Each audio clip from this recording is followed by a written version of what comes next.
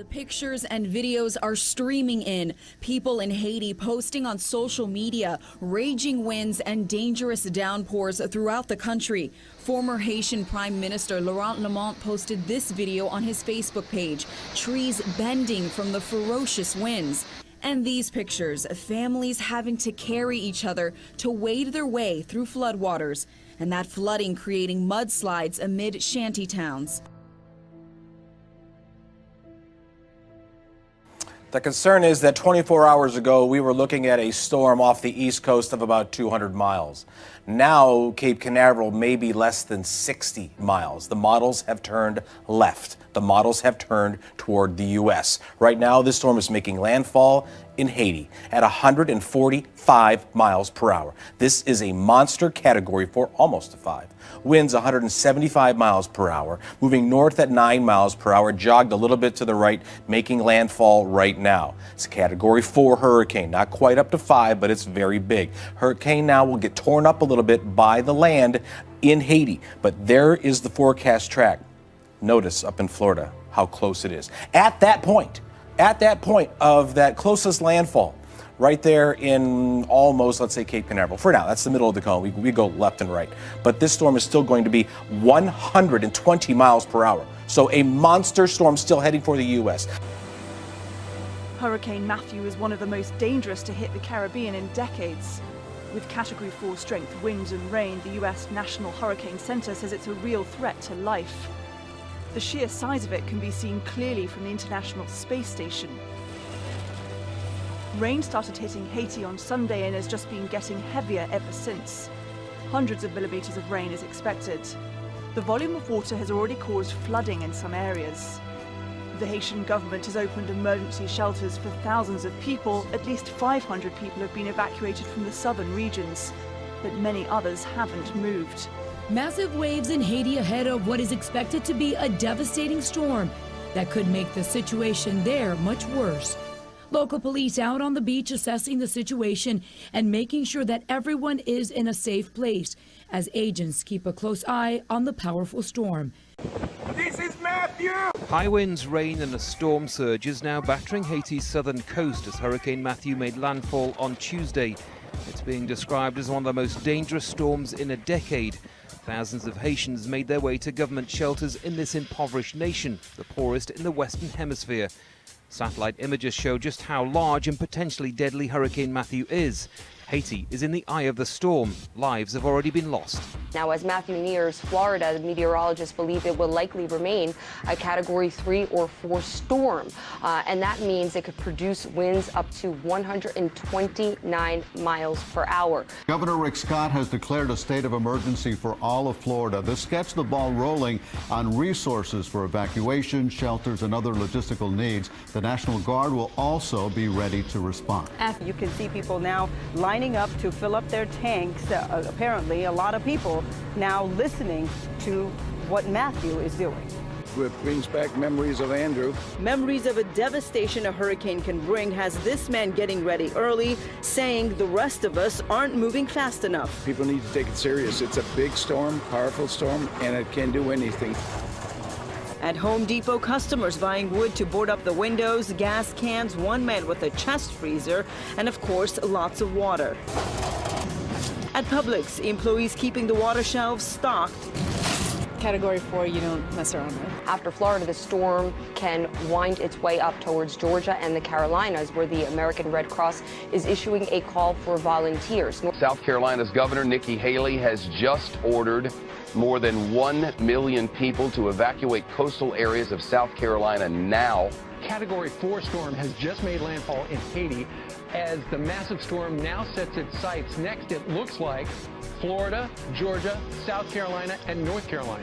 Oh man, that storm packing 145-mile-an-hour winds and torrential rains can be seen from space. This is the most powerful storm that's come through this area in 7 years, and that means that everything that's been built in that time in some of these areas, the roads, buildings, entire communities, none of it has been tested by a storm this big or bad This next story, absolutely horrific. Obama's Veterans Administration just caught dumping bodies of vets. Yes, absolutely atrocious.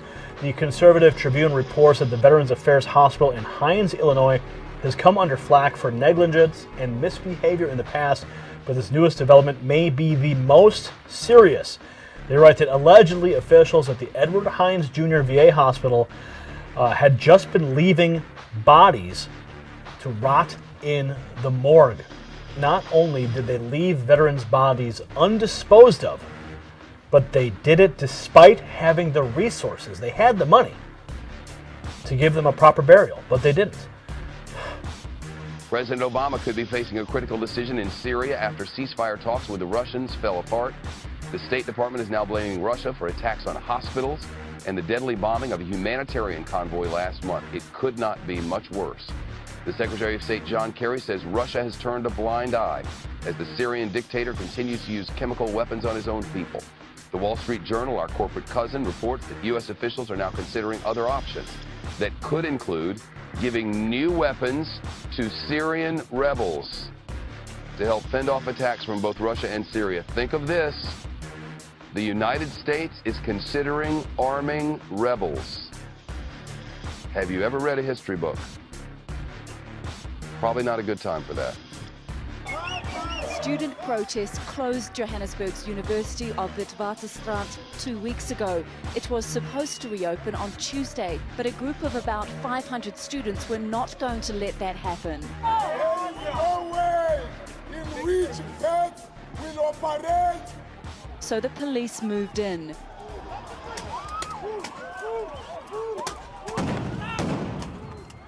They fired rubber bullets, tear gas and stun grenades at the protesting students. These students say they want free university education to help close South Africa's inequality gap, which is still largely divided along colour lines. They're angry at how President Jacob Zuma treated them at a meeting on Monday. When we arrived, President read out a press statement. That was basically it. And he left. He didn't even hear the voice of students. We don't take to the streets for fun. We don't take to the streets as a first means. It is because we are not taken seriously in those meetings. Historically, the governing African National Congress has promised free education, free houses and free healthcare. It's won the party votes in the past, but has not been delivered. But the government says it will cover next year's fee increase for the majority of students. Clowns! Thousands of college students poured out of their dorm rooms to march, chant, I got a balloon for you. Don't you want a balloon? and do some late night clown hunting. Rumors of clown sightings at Penn State spread on social media, triggering the clown mob. One student tweeted, "The clowns have come to Penn State. This is not okay." And the school newspaper shared this photo of a clown projected onto campus apartments. Clown phobia is now sweeping campuses across the country after what authorities are now calling a series of social media pranks gone awry. At Merrimack College in Massachusetts, the campus was on lockdown after a Twitter report of a clown with a pitchfork in a dorm. Well, over the weekend, Deutsche Bank customers were restricted from cash withdrawals due to a, quote, IT outage. That's a convenient excuse. Zero Hedge reports, as Reuters and Handelsblatt reported as well, the bank, Deutsche Bank, has suffered a further blow to its image over the weekend with a third IT outage in the space of a few months on Saturday. Now, maybe it's because Deutsche Bank is collapsing and they didn't pay their internet bill. Or maybe they didn't pay their IT support team. Well, apparently this latest outage, or maybe they just shut down their computers altogether to prevent the bank runs that were happening just before the weekend. The Seattle Police Department has secretly and perhaps illegally been tracking and storing the social media posts of people around the city. The software purchased from a CIA-funded company. It tracks what people say on sites like Facebook, Twitter, Instagram, along with the user's location. Now, this software allows police to geo-track anybody's social media posts within a specific area, meaning if they want to narrow it down to something as small as a radius around the Space Needle, they could do that. And what this means is that they can collect people's photos that they post on social media, their videos, any live broadcasts that they may have. And while a majority of people are posting using this publicly or posting publicly, this software can go a step further and get people's data that they're not volunteering up in a public manner.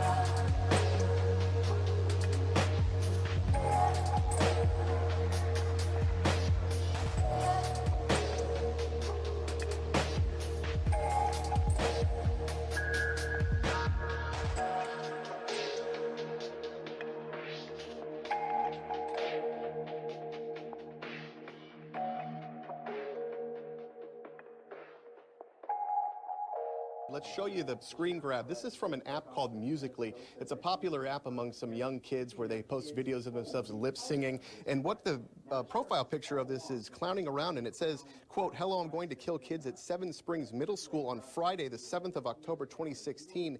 Get ready, sixth graders, for the worst day and your last." Now, Chris Nacco says that this 12-year-old is now being charged with a second-degree felony, committing a written threat to the school. This happened last night around 10 o'clock when things started to shake out and parents started to get wind that this profile had been created and posted online. Sheriff Nacco telling us that parents were extremely anxious, and this has had a huge impact on people here in the community. Let's start with Afghanistan, where the government has signed an agreement with the European Union to take back an unlimited number of the country's refugees.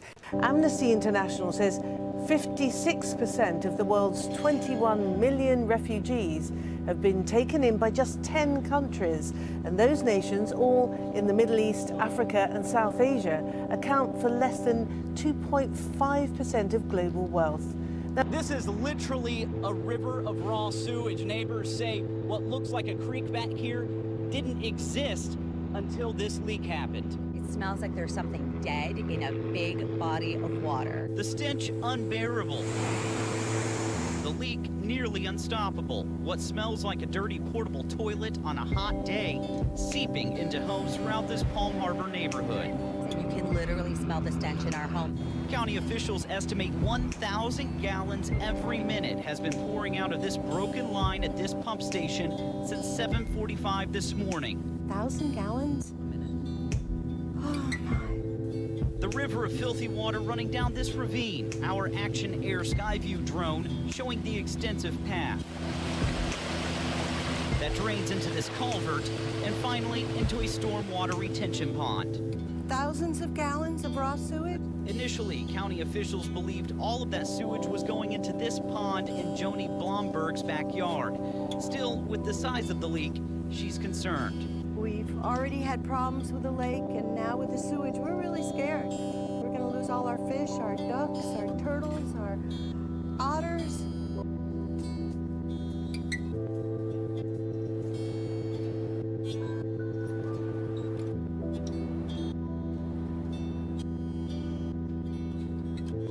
A warning for Southern California about the increased risk of a major earthquake. Experts say a series of small quakes along the San Andreas Fault could lead to a bigger one, and people in the area should revisit their emergency plans. This, of course, is the area of concern, as you're seeing on your screen, and it's no stranger to disaster. In 1994, the Northridge earthquake killed 57 people, injured thousands more, causing billions of dollars in property damage. Most recently, along the San Andreas Fault system, the same one we're talking about, was that earthquake in South Napa. And that happened in 2014, was a magnitude of 6.0, certainly caused a lot of damage as well. Tonight we're on fire alert. Dry, gusty winds fueling fires all over our state tonight. The biggest has the entire town of Beulah in western Pueblo County under pre-evacuation orders. Now we've watched this fire grow incredibly fast from just a few acres this afternoon to 3,000 acres tonight. It has destroyed 7 buildings. And this fire is such a concern, even South Metro Fire is sending a couple of teams down there to help. Now in Loveland, we're tracking this grass fire. Firefighters managed to contain it to 18 acres. Investigators think this may have started when someone tossed a cigarette. And new tonight, this video of a fire tonight, this one in Larimer County, and you can see flames burned right up to Highway 287. This one's near LaPorte. And as scary as it looks, firefighters managed to contain it to just 5 acres. From this vantage point, you really get a sense of how huge this fire is. An update about an hour ago, 5,500 acres in size now. You can see the fire, you can see this white smoke billowing from the mountainside over here. That is in the direction of the town of Beulah. And then as Chad pans to the right here, you can see the fire extending all the way down into this canyon, into this valley here. There are several hot spots in this valley. They're getting some much needed help right now and relief from water drops from the air. There are at least 2 choppers that we've seen in just the last hour making water drops. Well, this is a scene of absolutely frenzied activity. Another site where the floodwaters just rushed down here and washed away here 700 homes. There are 4,500 soldiers alone in this area. And if you just look down below us, you can also see not just cadets running with earth to make bricks, but local school children who've just finished school and are coming here to help. Just a short time ago, I talked to 2 school children aged 13 and 14, both of whom had lost both their parents in this disaster. Just short of 100 people died in this area alone. The European Parliament has ratified the Paris Agreement to fight climate change. The handover to the United Nations of a legal document formally doing that is expected to happen by Friday. The EU's ratification pushes the deal over the required threshold of nations representing at least 55% of global emissions to enter into force. The Paris Agreement, backed by nearly 200 countries and regions nearly 1 year ago, will help guide a radical shift of the world economy away from fossil fuels in an effort to limit heat waves, floods, droughts, and rising sea levels. I'm not sure what this is, but you can hear noises in the sky.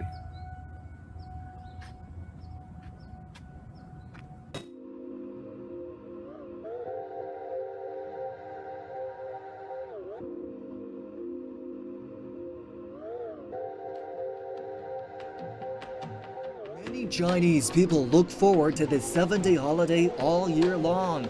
So many that the sheer number of fellow holidaymakers can be trouble. It's a much more chaotic scene at Mount Hua in northwest Shanxi province. Huge winds shut down cable cars on Monday night, stranding tourists in tunnels. Frustration quickly boiled over into anger. The stranded vacationers had to wait until Tuesday morning to be brought down. And in Sichuan province, people lined up for 1.5 kilometers to see the Leshan giant Buddha sculpture. Homelessness in New York has reached its highest level since the Great Depression. Thousands of people, including children, are filling New York City homeless shelters to capacity every single night. Could city officials be doing more for this crisis? Homelessness in New York is the worst the city has ever seen. Homeless shelters hitting record-breaking numbers, even expected to hit over 60,000 people. But city officials say that number could have been much worse. Since Mayor Bill de Blasio took office in 2014, when the homeless count was just above 50,000, the number of people in shelters has dramatically increased. A total of 59,948 men, women, and children slept in city shelters last week, the highest number ever to be recorded, according to the New York Daily News. Over the course of 2015, more than 109,000 different homeless men, women, and children slept in the New York City municipal shelter system. This includes over 42,000 different homeless New York City children. However, city officials insist that total would be even higher, around 67,000 without the new anti-homelessness programs the de Blasio administration have created. At least 22 people have been killed by a suicide bomber who targeted a wedding party in Hasakeh province in northeast Syria on Monday. The bomber set off his explosive device inside a hall in Tal Tawil village during the wedding of a member of the Syrian Democratic Forces.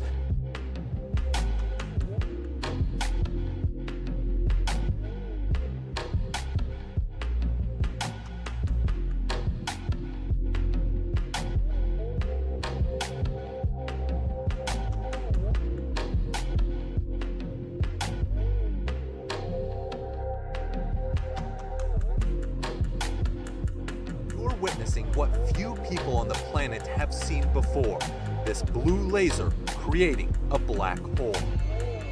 Illustrated in movies like Star Trek, cosmic black holes have enormous destructive powers to consume entire worlds. Jeff Steinhauer single-handedly created this force of nature at his lab in Haifa, Israel.